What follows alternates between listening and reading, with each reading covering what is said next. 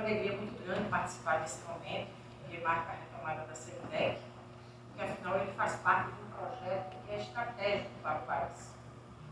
Sabemos que a inserção altiva do Brasil nas cadeias globais, de maior valor agregado, depende da superação do atraso produtivo e tecnológico, e isso faz com que a gente tenha que ter necessariamente um apoio consistente do poder público. A pandemia da Covid, acho que foi emblemática, foi emblemática para o mundo e para o Brasil.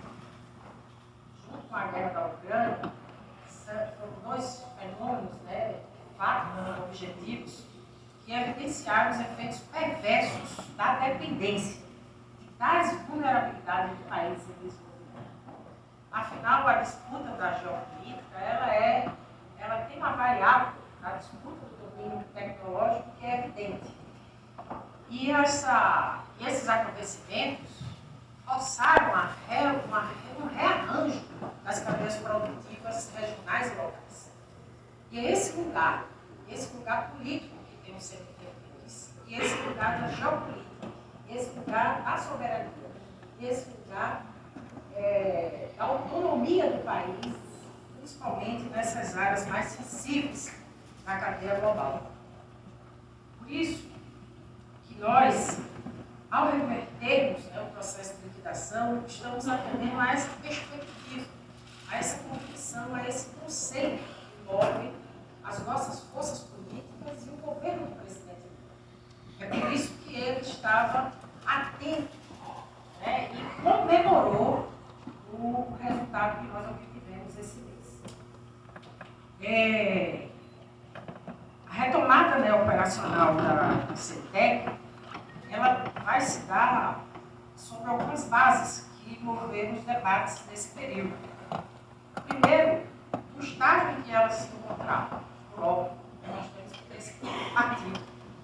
Porque, afinal, foram mais de 245 milhões de chips e dispositivos que já foram produzidos por essa fábrica.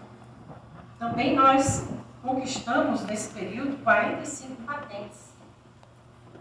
E contribuímos efetivamente para esse ecossistema de semicondutores do país. Então, a retomada operacional, ela parte nisso.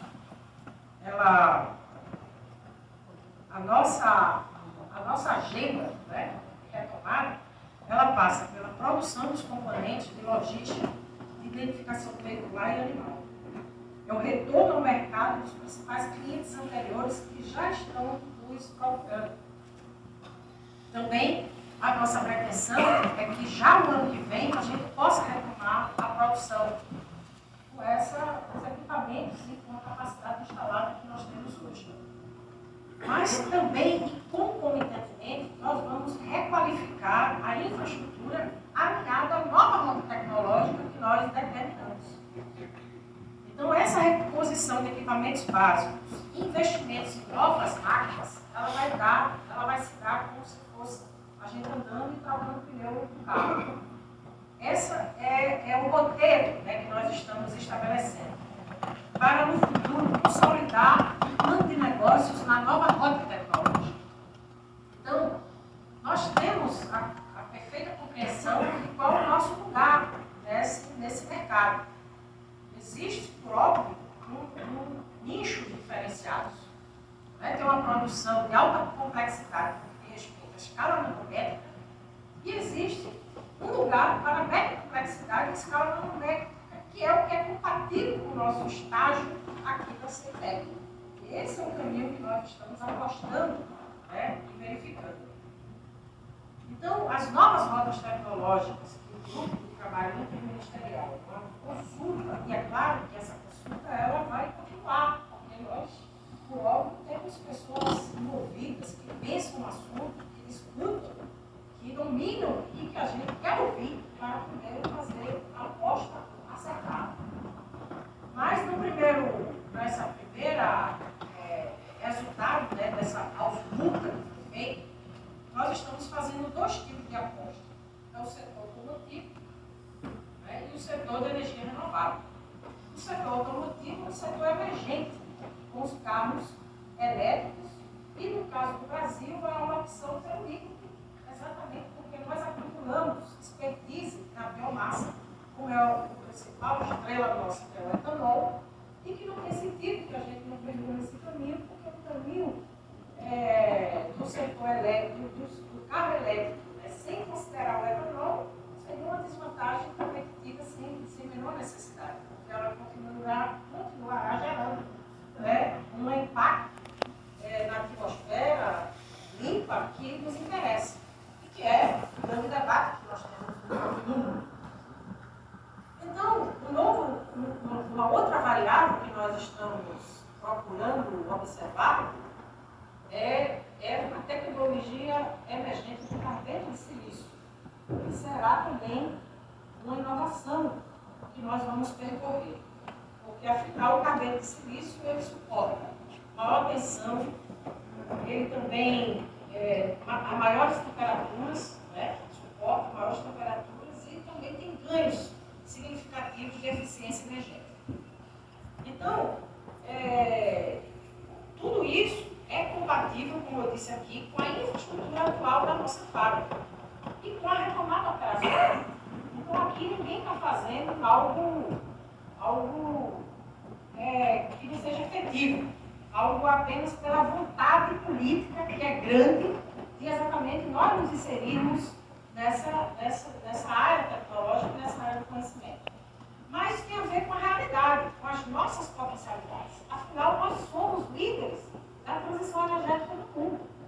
Porque desde 2000 com as hidroelétricas para cá, nós estamos em todas as transições energéticas, do painel fotovoltaico, dos nossos parques, né, de eólicos, tudo isso é fruto dessa liderança. E agora nós também estamos acompanhando o que há de mais contemporâneo da produção do hidrogênio verde.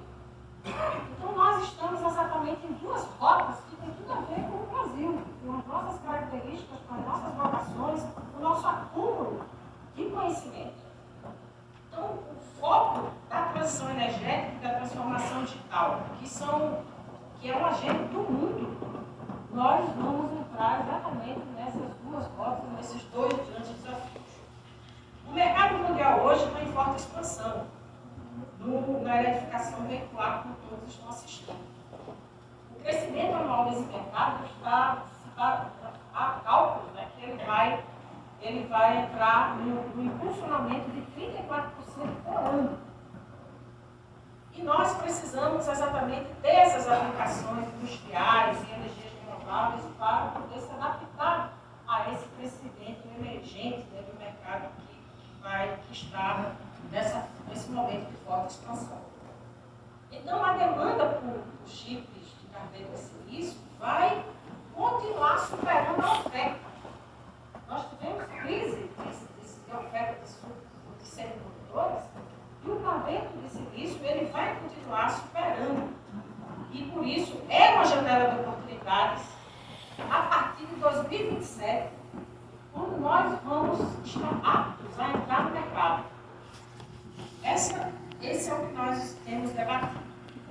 Também temos a consciência da necessidade de ter parcerias com as empresas. Por isso, nós já podemos e já há interesse, tanto de bancos, mas também, principalmente, das empresas que desenvolvem pesquisa e desenvolvem produtos na área de semicondutores, que é a VEG, que é a Intelbras, que é a NHS Solar, a Semicron, a BYD e a GWM. E, cara, nós já temos 6 grandes empresas dessa área que têm todo o interesse em estabelecer parcerias conosco.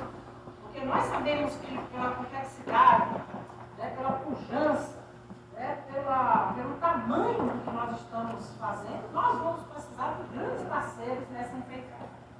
Também, por óbvio, nós vamos nos sustentar com os institutos de pesquisa e universidades, com os CTs, com os laboratórios. Esse país todo tem uma produção científica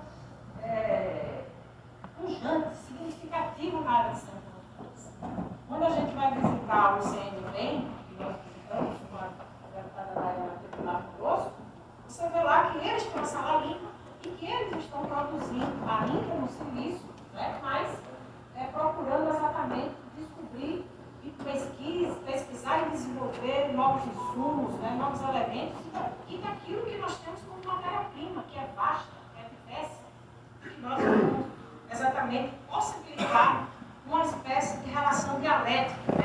alimenta a produção científica, e você, uma fábrica, você demanda no mercado e alimenta algo que pode ser cada vez mais promissor. Isso é o que nós estamos apostando. A meta nossa é atingir 7% do mercado sul-americano em um período de 7 anos após a produção.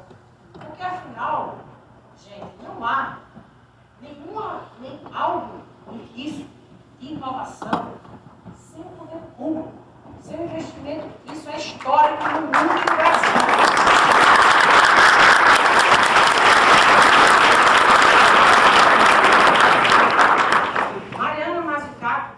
Que eu acho uma das boas sínteses. Ela diz assim: o capital de risco odeia risco. Então, nós precisamos fazer essas apostas. Todas as viradas tecnológicas, elas tiveram grandes investimentos do poder público, porque é inovação, porque é isso. E nós não podemos ficar atrás dessa corrida, que é a grande corrida que há no mundo. E nós vamos entrar no tamanho que nós somos. E vamos ter um nicho específico para isso, para que a gente possa acumular conhecimento na área e garantir que essa, que vai continuar sendo estatal independente, daqui a 7 anos ela possa ser uma estatal independente, e os arranjos institucionais a gente deixa para discutir no tempo certo. Mas essa é a convicção que move o presidente Lula, por isso o entusiasmo dele, a emoção. Eu sei que nesse momento ele está muito feliz com o que nós estamos fazendo aqui, e nós estamos fazendo a entrega, que é a decisão do nosso presidente, que é colocar, inserir o país nas cadeias mais dinâmicas globais, e essa missão o Ministério da Ciência e Tecnologia vai realizar tudo que tiver ao nosso alcance para isso.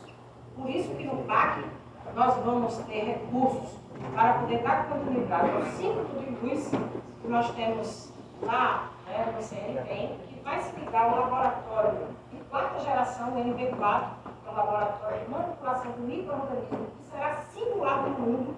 E é assim que nós vamos fixar cérebros, é assim que nós vamos atrair cérebros também, além de fixar, fazer essa cooperação em produção do conhecimento, que só é possível em rede. E esses são os desafios que nós precisamos percorrer. Por isso que no PAC também, nós vamos ter o nosso reator muito propósito de radioisótopos para nós nos tornarmos autônomos na produção de radioisótopos. Nós vimos o que aconteceu na Covid, a dependência que o Brasil teve dos cifras. O Brasil teve capacidade de produzir vacina com o Butantan, junto com a Coronavac, com a Fiocruz e a Oxford, a AstraZeneca. No entanto, faltou isso no mundo todo. E o Brasil sabe produzir isso no farmacêutico aqui. Nós precisamos também nos tornar não só autônomos, como ser hub para poder exportar para a América Latina e para a África. Só no complexo industrial de saúde, nós temos um déficit da balança comercial de 20 bilhões. Não é possível que nós nos confortemos com esse grau de dependência, quando a gente tem expertise para poder nos tornarmos autônomos. Já estabeleci também, junto com o nosso Jabas Barbosa, da OPAS, com a ministra Lísia, uma agenda para a gente poder tocar o nosso ensino farmacêutico ativo, para que a gente, de fato, tenha na linha do tempo uma perspectiva para esse tipo de autonomia.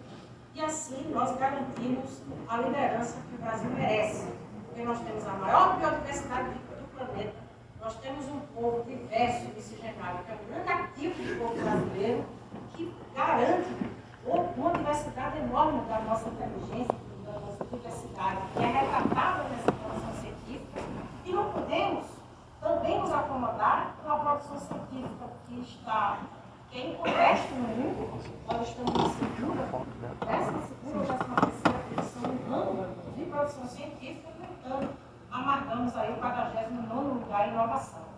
Esse paradoxo, e essa distância nós temos que diminuir. O Brasil já esteve na 47ª posição de inovação. Nós vamos, no ano que vem, a perspectiva de crescimento do Brasil era 0,9%, agora já está uma expectativa de crescimento de 3%, e nas conversas que eu tenho tido com o Fernando Haddad, ele disse só se tiver um hecatombe para não estar no passado em 2% do crescimento que esse ano.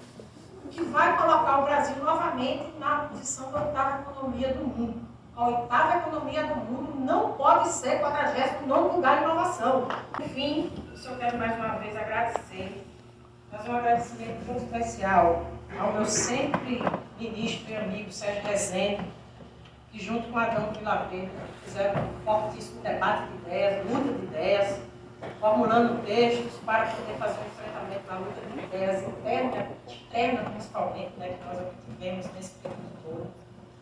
O Cadeira já falou de Henrique Miguel, que também está nos assistindo, e falar dessa saga, né, desses meses, do decreto de fevereiro. Nós fizemos um grupo de trabalho até, né, esse novembro, em que a gente reverteu essa liquidação.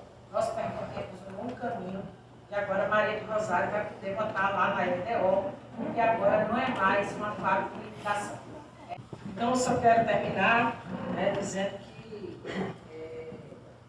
mais alguns elementos, né, desse debate, porque quando a gente viabiliza, né, o reingresso da empresa, né, no mercado, né, e reafirma esse reconhecimento do CEITEC, né, no contexto de políticas públicas, né, ela vai exigir de nós também muito empenho, né, e muita dedicação, porque eu não tenho dúvida que esse grupo que tem aqui tem esse tipo de espírito.